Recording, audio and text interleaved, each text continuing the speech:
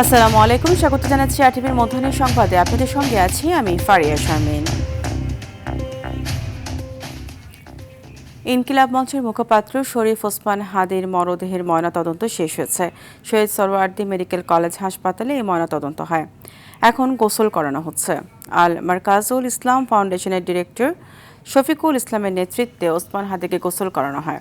এর আগে সকালে কঠোর নিরাপত্তার মধ্য দিয়ে জাতীয় হৃদরোগ ইনস্টিটিউটের হিমঘর থেকে ময়নাতদন্তের জন্য মরদেহ নেওয়া হয় শহীদ সরওয়ার্দী মেডিকেল কলেজ হাসপাতালে। এই সময় হাদির স্বজন, সহযোদ্ধা, সহকর্মীরাও সঙ্গে ছিলেন। ভোর থেকেই হাদিকে শেষবারের মতো দেখতে দূর দূরান্ত থেকে অনেকে এসেছেন হাসপাতালের সামনে।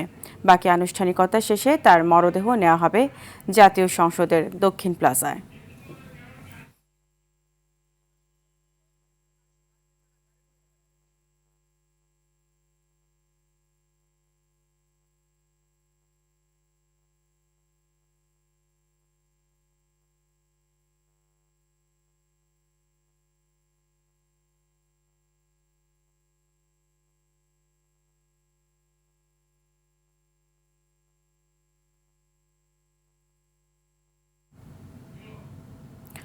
রাজধানীর শহীদ সরওয়ার্দী মেডিকেল কলেজ হাসপাতাল থেকে সরাসরি যুক্ত হচ্ছেন সহকর্মী বিপুল দেব রায়।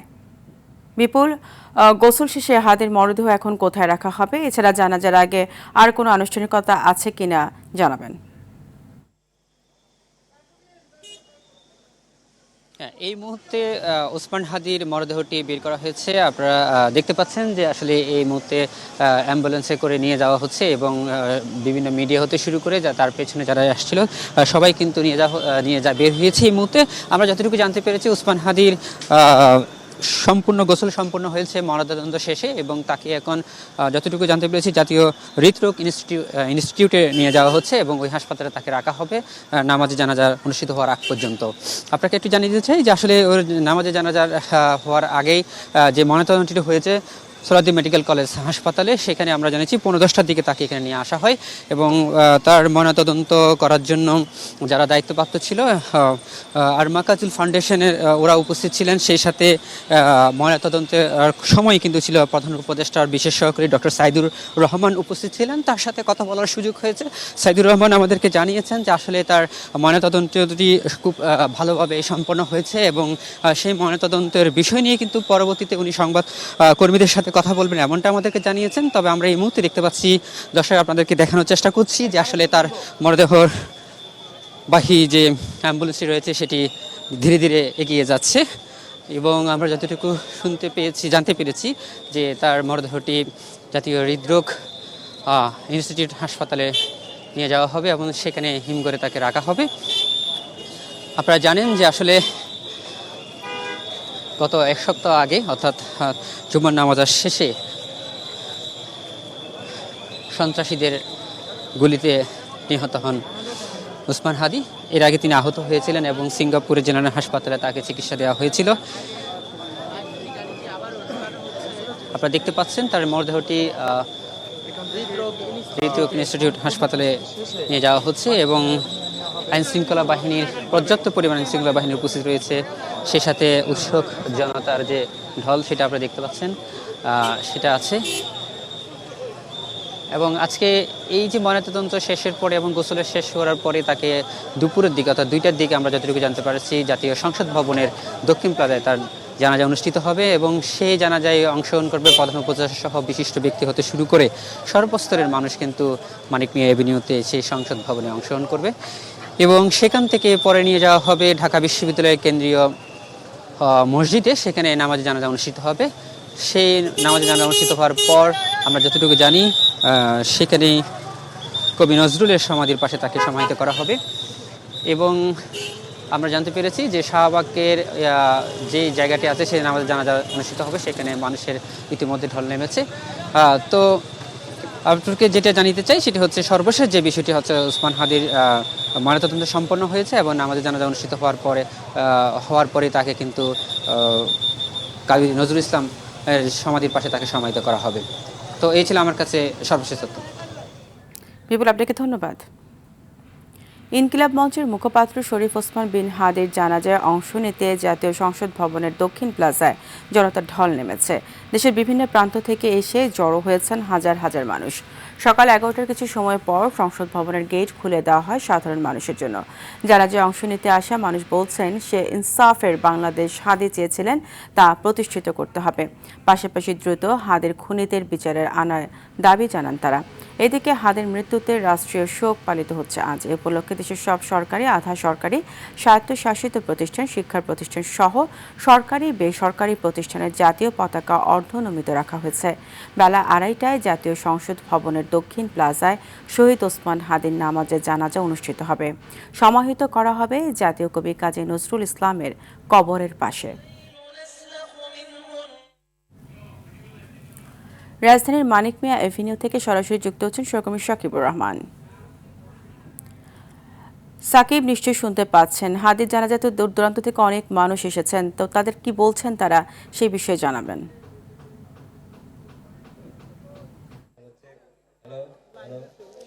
ফারিয়া, আসলে হাদির জানাজা অনুষ্ঠিত হবে সংসদ প্লাজার দক্ষিণ প্লাজায়। সেখানে আসলে যে মাঠটি রয়েছে তার দুই পাশের গেট কিন্তু এখন খুলে দেওয়া হয়েছে। সাধারণ মানুষ যারা আছেন তারা এই যে নিরাপত্তা চৌকি রয়েছে সেটি আপনি দেখতেই পাচ্ছেন যে তাদেরকে নিরাপত্তা চৌকি ভেদ করে তাদেরকে আসলে ভিতরে প্রবেশ করতে দেওয়া হচ্ছে। অজুর ব্যবস্থা রাখা হয়েছে পাশেই। যারা এখানে উপস্থিত হয়েছে তারা অজু করে ভিতরে চলে আসছেন এবং যে নির্দেশনাগুলো দেয়া ছিল ব্যাগ নিয়ে প্রবেশ করতে দেওয়া হবে না, সেই নির্দেশনাগুলোই কিন্তু আসলে মানানোর চেষ্টা করা হচ্ছে এবং প্রতিটি মানুষকে পরীক্ষা করেই ভিতরে আসতে দেওয়া হচ্ছে। এবং যেহেতু এখানে প্রধান উপদেষ্টা উপস্থিত হবেন, যার ফলে কিন্তু যে নিরাপত্তাগুলো তারা মেনে চলে সেই নিরাপত্তাগুলো মূলত মেনে চলানো হচ্ছে। এবং এইখানে দক্ষিণ প্লাজার এই মাঠটিতে আসলে জানাজায় অংশগ্রহণ করার জন্য সাধারণ মানুষের ঢল নেমেছে। ঢাকা সহ বিভিন্ন জেলা থেকে কিন্তু সাধারণ মানুষ আসছেন। আমরা একটু দু একজনের সাথে একটু কথা বলি যে আপনি কোথায় থেকে এসেছেন, কেন আসলেন, একটু বলবেন। আমি উত্তরা থেকে আসছি ওসমান হাদির জানাজা অংশগ্রহণ করার জন্য আর কি। হাদিকে আসলে কেন পছন্দ করেন আপনারা? হাদি একটি বিপ্লবী অংশ। বাংলাদেশে যে বিপ্লব সংগঠিত হয়েছিল 2024 যে আন্দোলনে, এই বিপ্লবটা ওর মাধ্যমে প্রকাশিত হয়েছে সবচেয়ে বেশি। বাংলাদেশের মানুষ ওকে দেখলেই মনে হয় যে না, এই বিপ্লবটা একটা প্রয়োজন ছিল। ওর মতো হাদি আমাদেরকে অনেক কিছু শিক্ষা দিয়ে গেছে। আমরা যদি এই বিপ্লবটা না ধরে রাখতে পারি তাহলে এর থেকে বেদনার কোনো কিছু থাকবে না। এদেশে 17 বছর আমরা কোনো সুষ্ঠুভাবে নির্বাচনে অংশগ্রহণ করতে পারি নাই, কোনো কিছুতেই। মানে মানুষকে একটা মুখ বন্ধ করে রাখার মতো অবস্থা ছিল। তার এই কথার মাধ্যমে অনেক কিছু মানুষ ভাবছে নতুনভাবে এদেশে সংগঠিত হবে, কিন্তু তা থেকে এখন আমাদের হাদিকে আমরা হারিয়ে ফেলছি। এটা খুবই বেদনাজনক। আসলে যেটি শুনছিলেন যে উত্তরা থেকে এসেছেন, আমরা এরকম অনেক মানুষের সঙ্গে কথা বলেছি যারা ঢাকার বিভিন্ন অংশ থেকে এসেছে এবং ঢাকার বাইরের জেলা থেকেও সাধারণ মানুষ এসে আসলে উপস্থিত হচ্ছে। জোহরের নামাজের পরে বেলা 2টার দিকে কিন্তু এইখানে জানাজা অনুষ্ঠিত হবে এবং জানাজা অনুষ্ঠিত হওয়ার পরে মরদেহ নিয়ে যাওয়া হবে শাহবাগে। জাতীয় কবি নজরুল ইসলামের যেখানে সাহিত্য আছেন তার ঠিক পাশেই তাকে দাফন করা হবে। তো এখন পর্যন্ত বলা চলে সাধারণ মানুষের ঢল নেমেছে। বেলা যতই বাড়বে মানুষের সংখ্যা কিন্তু ততই বাড়বে। যেহেতু 12টা বেজে গিয়েছে, এখনই কিন্তু মূলত মানুষজন যারা জানাজায় অংশ নিতে চান তারা আসতে শুরু করেছেন এবং বেলা বাড়ার সঙ্গে সঙ্গে এই মানুষের সংখ্যাও বাড়তে থাকবে। তো সব মিলিয়ে বলা চলে যে এই ছিল এখন পর্যন্ত আমার কাছে হাদির জানাজায় অংশ নিতে আসে মানুষদের বিষয়ে সর্বশেষ। ফারিয়া। সাকিব, আপনাকে ধন্যবাদ। ইনকিলাব মঞ্চের মুখপাত্র শরীফ ওসমান হাদির জানাজার নিরাপত্তায় 1000 বডি ওন ক্যামেরা সহ পুলিশ ও 900 আনসার সদস্য মোতায়েন করা হয়েছে। তার নামাজের জানাজা উপলক্ষে মানিক মিয়া এভিনিউতে যানবাহন চলাচল সীমিত থাকবে। খেজুরবাগান ক্রসিং থেকে মানিক মিয়া এভিনিউ পর্যন্ত যান চলাচল বন্ধ রাখার নির্দেশ দিয়েছে ডিএমপি। মিরপুর রোড হয়ে উত্তর দিকে থেকে ফার্মগেট বা সোনারগাঁও অভিমুখী যানবাহনগুলোকে গণভবন ক্রসিং, লেক রোড, উড়োজাহাজ ক্রসিং, বিজয় সরণি ক্রসিং হয়ে ডানে মোড় নিয়ে ফার্মগেট অভিমুখে চলাচলের পরামর্শ দেওয়া হয়েছে। এছাড়া মানিক মিয়া এভিনিউগামী যানবাহন মিরপুর রোড হয়ে উত্তর দিক থেকে ফার্মগেট অভিমুখী যানবাহন গণভবন ক্রসিং, লেক রোড, উড়োজাহাজ ক্রসিং, বিজয় সরণি ক্রসিংয়ে ডান মোড়ে নিয়ে ফার্মগেট এর দিকে যাবে।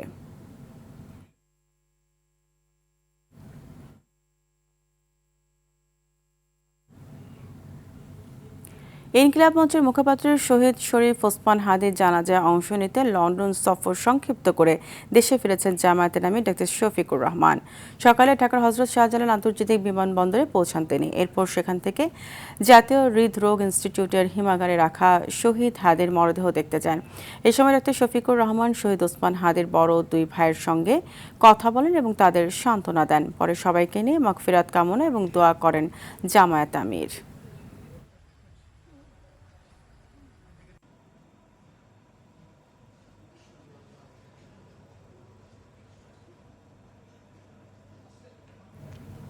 ওসমান হাদি হত্যাকাণ্ডে গভীর উদ্বেগ জানিয়েছে জাতিসংঘ।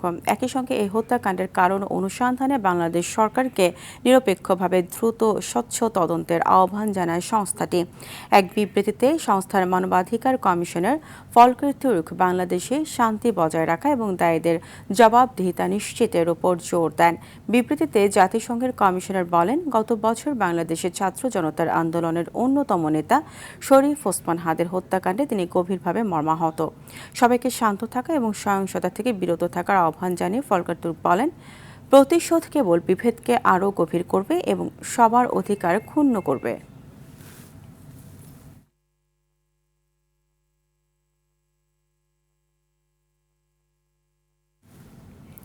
দেশে ফিরতে ট্রাভেল পাস হাতে পেয়েছেন বিএনপির ভারপ্রাপ্ত চেয়ারম্যান তারেক রহমান। শুক্রবার বিকেলে এ খবর নিশ্চিত করেছেন তারেক রহমানের মেয়ে জায়মা জারনাজ রহমান। তিনি ফেসবুকে লিখেছেন, আলহামদুলিল্লাহ, বাবা আজ কিছুক্ষণ আগে ট্রাভেল ডকুমেন্ট হাতে পেয়েছেন। প্রায় 18 বছর লন্ডনে অবস্থানের পর আগামী 25 ডিসেম্বর দেশে ফিরবেন বিএনপির ভারপ্রাপ্ত চেয়ারম্যান তারেক রহমান। এজন্য 18 ডিসেম্বর তিনি ট্রাভেল পাসের জন্য দূতাবাসে আবেদন করেছিলেন।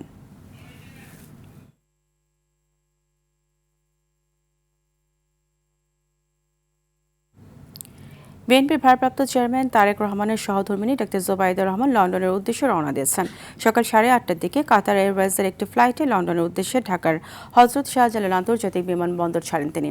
আগামী 25 ডিসেম্বর স্বামী তারেক রহমান ও মেয়ে ব্যারিস্টার জায়মা রহমানের সঙ্গে আবারও দেশে ফিরে আসার কথা রয়েছে জোবাইদা রহমানের। এর আগে গত 5 ডিসেম্বর দেশে আসেন ডক্টর জোবাইদা রহমান। দেশে পৌঁছেই তিনি হাসপাতালে চিকিৎসাধীন বিএনপি চেয়ারপারসন ও সাবেক প্রধানমন্ত্রী বেগম খালেদা জিয়াকে দেখতে সরাসরি এফআর কেয়ার হাসপাতালে যান।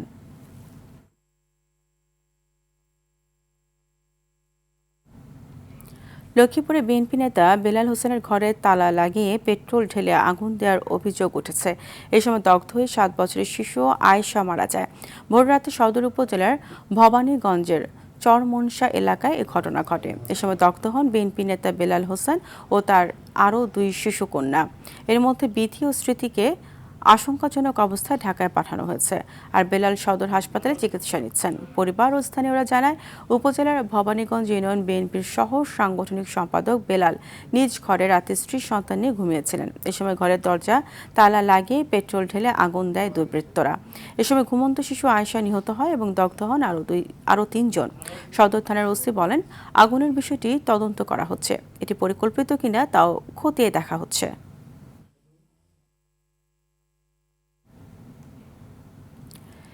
দেশে আসলো সুদানে জাতিসংঘ শান্তিরক্ষা মিশনের সন্ত্রাসী ড্রোন হামলায় নিহত বাংলাদেশ সেনাবাহিনীর 6 শান্তিরক্ষীর মরদেহ দুপুর 11:30টায় হজরত শাহজালাল আন্তর্জাতিক বিমানবন্দরে এসে পৌঁছায় তাদের মরদেহ।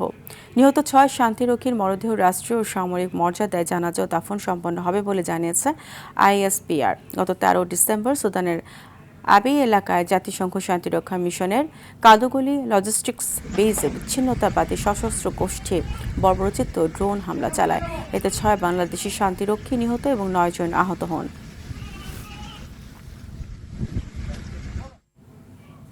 মধ্যাহ্নের সংবাদ এই পর্যন্তই। দুপুরের সংবাদ 1:45টায় দেখার আমন্ত্রণ রইল। ধন্যবাদ সবাইকে।